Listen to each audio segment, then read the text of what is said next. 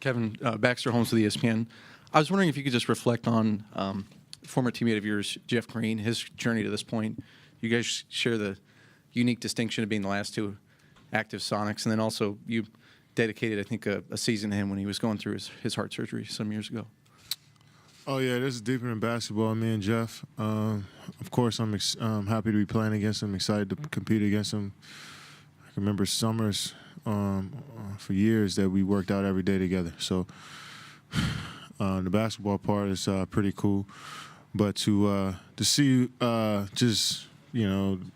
just to kind of grow in this league with him a little bit, our first few years, and to now see where he is, family, kids, married, it just shows how much time has passed. So it's deeper than into basketball with us. I'm just enjoying this time we get to play on the court together, and really appreciate the moments we had together as teammates as well.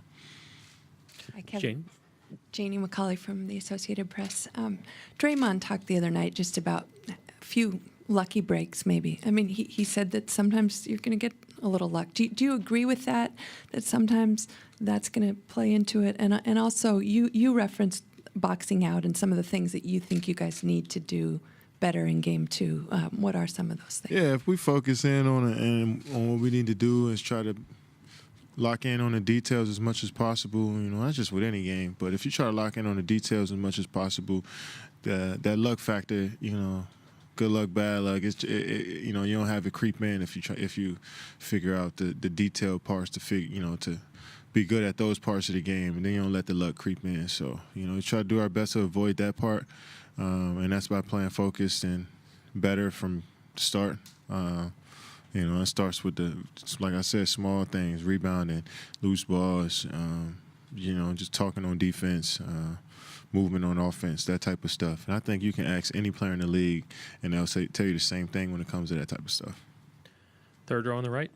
Kevin, to your right, just a little. Phil Barber, Santa Rosa Press, Democrat. After 2 full years here and all you guys have accomplished, are there still some times on the court when you're trying to figure out if it's the time for you to sort of take over or a time to defer and share more with teammates? I think it's definitely gotten better since last season. That's on me to kind of know the flow of the game. And I think I've done a solid job of that throughout this season and throughout the playoffs. And, I had some games where I struggled a bit, and that's just a part of it.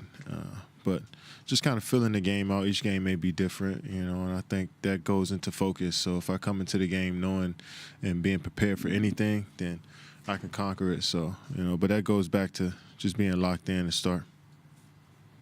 Kevin, Connor Letourneau, San Francisco Chronicle. Watching the film of Game 1, were you happy with the looks you got? Was it just a matter of shots not going in, or what was it, you think? I didn't take smart shots. I took risky looks. I took some shots that I know I can hit, but I'd rather get better shots than that.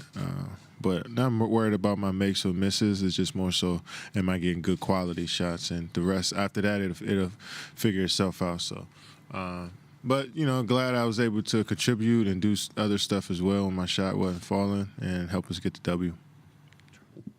In the center again. Logan Murdoch, Barry News Group.